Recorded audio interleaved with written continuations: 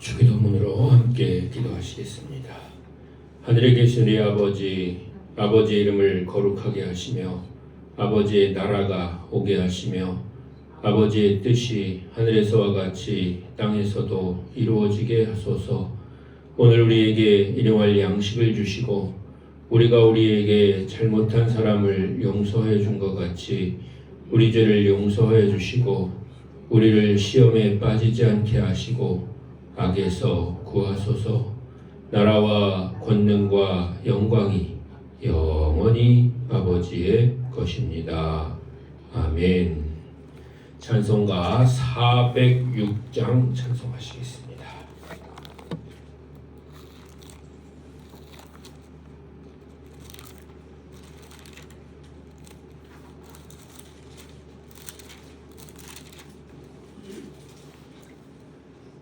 찬송가 406장입니다.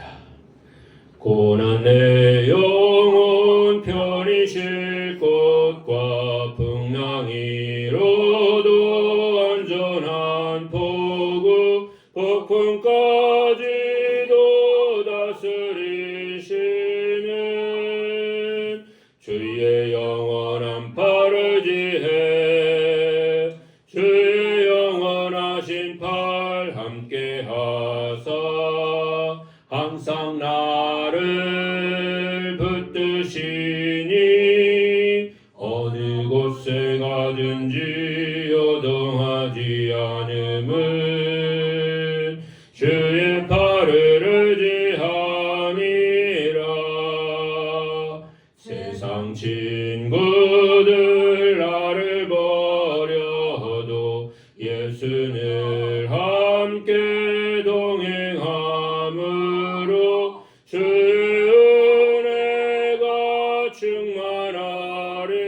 충만하리니 주의 영원한 팔을 지해 주의 영원하신 팔 함께 하사 항상 나를 붙드시니 어느 곳에 가든지 요동하지 않음은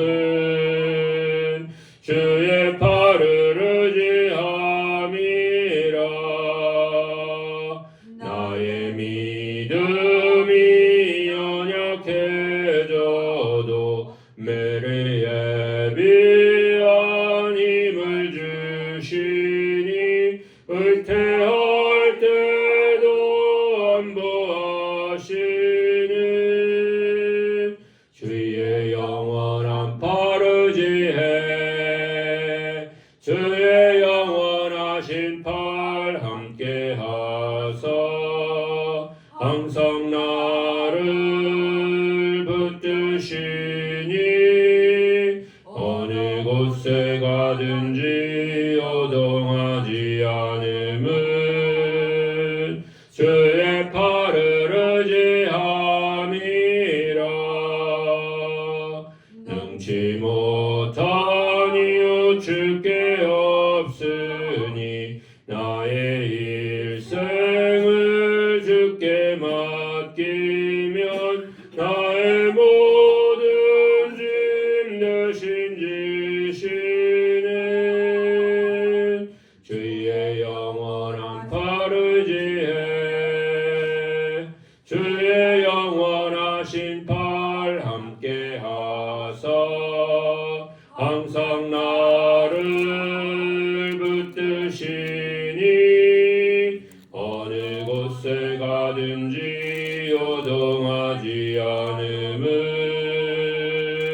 주의 팔을 의지함이라. 아멘. 408장 찬송하시겠습니다. 나 어느 곳에 있든지 늘 마음이 편하다. 주 예수 주신 평안함 늘 충만하도다. 나의 마음속이 늘 평안해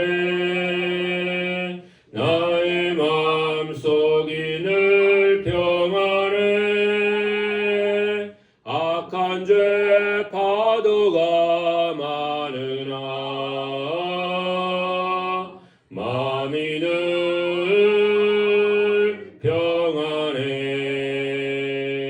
내 맘에 솟는 영생수 한없이 흐르니 목마름 다시 없으며 늘 평안하도다. 나의 마음속이 늘 평안해. 나의 마음속이 늘 평안해.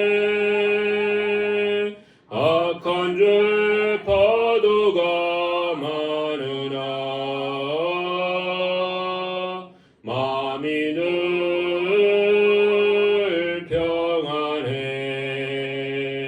참되신 주의 사랑을 영원치 못하네. 그 사랑 내 맘 여시고 소망을 주셨네. 나의 마음속이 늘 평안해. 나의 마음속이 늘 평안해. 악한 죄 파도가 많으나 마음이 늘 평안해. 주 예수 온갖 고난을 왜 몸소 당했나. 주 함께 고난 받으면 멸류관 얻겠네. 나의 마음속이 늘 평안해. 나의 마음속이 늘 평안해. 악한 죄 파도가 많으나 마음이 늘 평안해. 아멘. 하나님 말씀입니다. 하나님 말씀은 시편 128편입니다. 시편 128편 1절로 6절까지의 말씀 함께 봉독하시겠습니다. 여호와를 경외하며 그의 길을 걷는 자마다 복이 있도다. 내가 내 손이 수고한 대로 먹을 것이라. 내가 복되고 형통하리로다. 내 집 안방에 있는 내 아내는 결실한 포도나무 같으며 내 식탁에 둘러 앉은 자식들은 어린 감람나무 같으리로다. 여호와를 경외하는 자는 이같이 복을 얻으리로다. 여호와께서 시온에서 내게 복을 주실지어다. 너는 평생에 예루살렘의 번영을 보며 내 자식의 자식을 볼지어다. 이스라엘에게 평강이 있을지로다. 아멘. 오늘 시편에는 여호와를 경외하는 자가 누리게 될 복에 대해서 말씀하고 계십니다. 1절 말씀에도 보니까 여호와를 경외하며 이렇게 나오고 4절 말씀에도 여호와를 경외하는 자는 이렇게 나옵니다. 여호와를 경외하는 자가 누리게 될 복이 어떤 것인가 하는 것을 구체적으로 이제 말씀해주고 있는 것입니다. 그러면 우리가 복 받는 건 참 좋은 일이지만 그런 복 받기 위해서 말씀이 우리에게 조건을 제시해 주는 것은 여호와를 경외하라 이런 것인데요. 경외가 무엇인지를 우리가 알아야지 되겠습니다. 경외라고 하는 것은 공경하고 두려워하는 겁니다. 그러면 두려워하는 거라고 그러니까 그럼 하나님이 무서운 분인가? 그렇게 우리가 생각할 수가 있는데 경외라고 하는 그런 말 속에 들어있는 두려워한다는 말은 공포 때문에 무서워하는 것을 말하는 것이 아닙니다. 경외라고 했을 때의 그 경외는 하나님을 신뢰하고 의지하고 그분의 행하심과 말씀 안에서 거하는 삶을 살기 위해서 존중한다는 것입니다.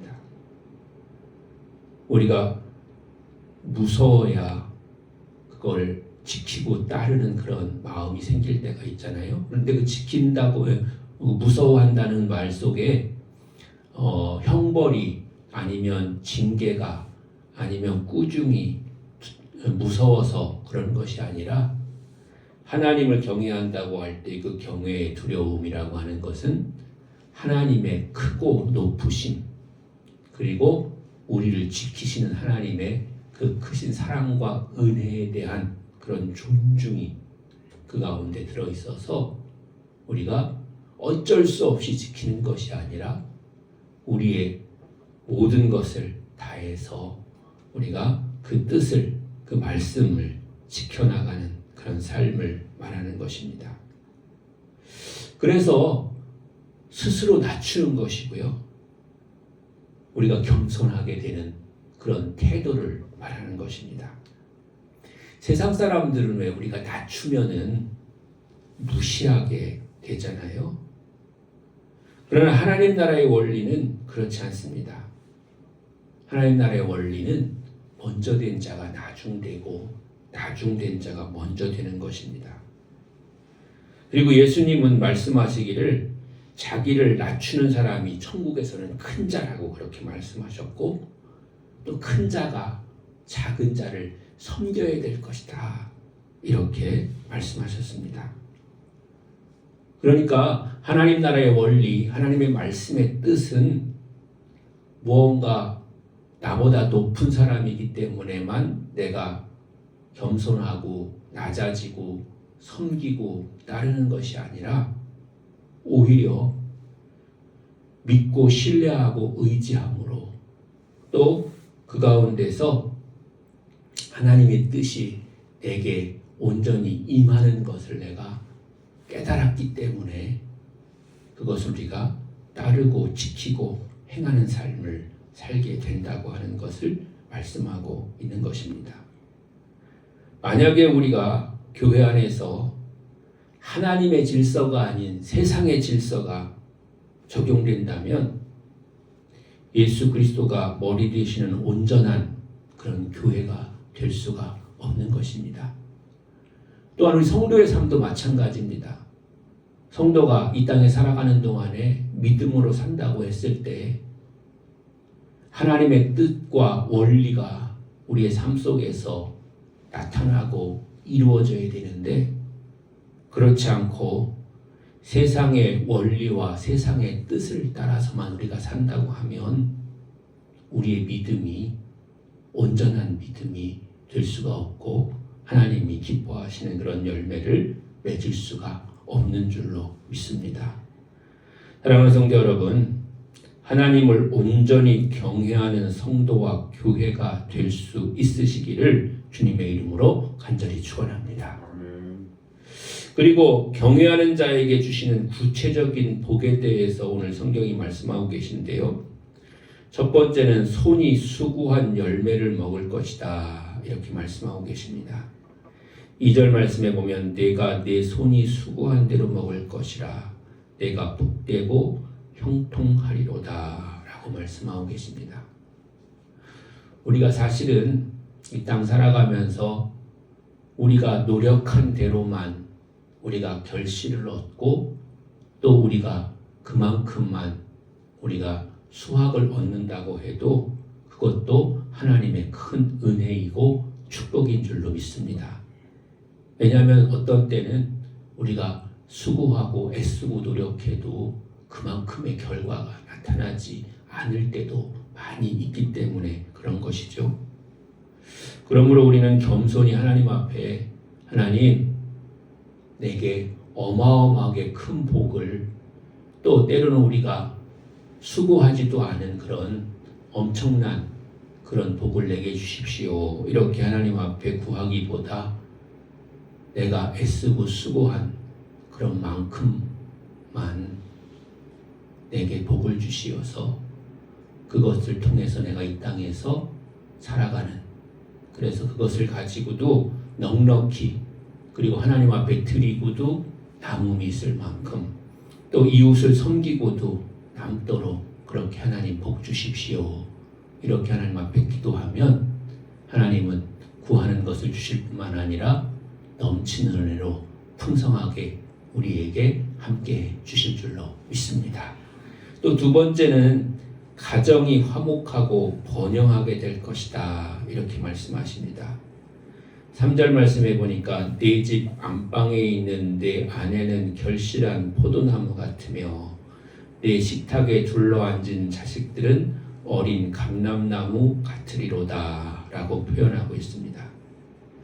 이때 당시에 이 지역에서 포도나무는 포도주를 만드는 그런 원료가 되기도 하는 것인데, 우리는 포도 먹는 걸 좋아하지만 포도는 포도주를 만드는 그런 원료지요. 근데 이 지역에서의 포도주라고 하는 것은 없어서는 안 될 그런 중요한 그런 음료입니다. 우리가 물이 포도주가 되는 그런 기적에서도 알 수 있듯이 잔치자리에서 포도주가 떨어진다고 하는 것은 아주 굉장히 난처하고 어려운 그런 상황이었다고 하는 사실을 우리가 알 수가 있잖아요. 그런데 내 아내가 결실한 포도나무 같이 탐스럽게 잘 열리고 또 수확되는 그런 포도나무와 같은 그런 사람이 될 것이다. 이렇게 말씀하고 계시고, 또 식탁에 둘러앉은 자식들이 감람나무 같을 것이다. 이렇게 말씀하십니다. 감람나무 또한 그렇습니다. 올리브나무를 말하는 것인데요. 이 올리브나무는 그 지역에서 많이 사용되는 그런 이제 나무인데, 올리브나무에서 생산되는 것이 뭐 하나 버릴 것도 없고 꼭 필요한 그런 것이라고 하는 것이죠. 올리브유를 비롯해서 거기에서 나오는 그런 모든 그런 생산물들이 이 지역 사람들의 생활에 있어서는 없어서는 안 될 꼭 필요한 그런 것이라고 하는 것이죠. 그러므로 말미암아서 그 가정은 필요한 것이 넉넉히 채워질 뿐만 아니라 모든 것에 풍성한 그런 삶을 살 수 있을 것이라고 하는 사실을 알 수가 있는 것입니다. 또 세 번째는 천국의 복을 누리게 될 것이다. 이렇게 말씀하고 계십니다. 5절 말씀에 보면 여호와께서 시온에서 내게 복을 주실지어다. 너는 평생에 예루살렘의 번영을 보며, 이렇게 말씀하고 계시는데요. 그 복이 자식에게 또 자손들에게 이루어지게 될 것이다. 이렇게 말씀하고 계신데, 여기서 시온이나 예루살렘이나 이런 것은 다 하나님이 계신 성전을 말하는 것이고, 더 나아가서는 하나님 나라를 말하는 것으로서 하나님 나라의 그런 복을 하나님을 경외하는 자들이 누리게 될 것이다. 이렇게 말씀하고 계시는 줄로 믿습니다. 우리는 이 땅에 살아가지만 그러나 천국의 은혜와 복을 누리며 살아가는 그런 성도가 되는 줄로 믿습니다. 사랑하는 성도 여러분, 하나님을 경외함으로 말미암아서 이 땅 살아가면서 우리가 수고하는 그런 열매를 풍성히 거둘 뿐만 아니라 우리의 가정들이 화목하고 또한 번영을 누리게 될 뿐만 아니라 이 땅을 밟고 살아가지만 천국의 복을 누리는 그런 삶을 살아가는 여러분 모두가 되시기를 주님의 이름으로 간절히 축원합니다. 기도하시겠습니다. 은혜와 사랑이 풍성하신 여호와 아버지 하나님, 우리를 사랑하셔서 우리를 불러주시고 구원하셔서 천국 백성 되게 하시니 감사합니다. 하나님, 우리가 이 땅에서 척박하고 어려운 그런 세상의 삶을 살지만 하나님 믿는 백성으로서 하나님 주님 주시는 은혜와 복을 누리는 성도가 되게 하여 주시옵소서. 수고한 열매를 풍성히 거두게 하시고 하나님 가정들마다 하나님의 복과 은혜가 차고 넘치게 해주시옵시며 하나님 우리가 이 땅을 밟고 살아가지만 천국의 복을 누리는 그런 성도가 되게 하여 주시옵소서. 그러기 위하여 주님을 공경하게 하시고 두려워하게 하시며 주님의 뜻을 깨닫게 하시고 그 뜻 가운데 거하게 해주시며 주의 말씀이 이 땅에 이루어지는 그런 삶을 살아가는 복된 성도가 되게 하여 주시옵소서. 살아서서 역사하시는 주님 우리를 지켜주시고 인도하소서. 오늘도 주의 뜻을 이루는 삶을 살게 하여 주시옵소서. 주님의 영광을 나타내는 삶을 살게 하여 주시옵소서. 주님께서 함께 하시고 인도하시고 도우심으로 말미암아 하나님 안전하게 해주시옵시고 주님의 보호하심 가운데 거하게 해주시옵시며 주의 뜻을 이루는 삶을 살게 하여 주시옵소서. 아버지 하나님이시여 구할 때마다 풍성하게 더해 주시며 또한 아버지 연약한 자에게 새 힘 주시며 질병을 치료하시고 상한 심령이 위로받게 하여 주시옵소서. 그래서 마음의 평강과 기쁨이 넘치게 해주시옵시고 하나님께서 함께 하시는 놀라운 은혜의 역사가 주를 사랑하는 성도들 가운데 충만하게 하여 주시옵소서. 하나님 모든 걱정과 근심과 두려움들은 떠나가게 해주시옵시고 하나님 간구하는 것마다 응답받게 해주시옵시고 오늘도 새 힘 얻어서 승리하는 삶을 살아가는 모든 성도들이 되게 하여 주시옵소서. 살아서서 주님께서 함께 하시고 인도하시고 도와주실 것을 믿사오며 모든 말씀을 그리스도 예수님의 이름으로 간절히 기도합니다. 아멘. 오늘도 말씀을 생각하면서 여러분의 기도 제목들 가지고 주여 한번 부르고 통성으로 하나님 앞에 기도하시겠습니다. 주여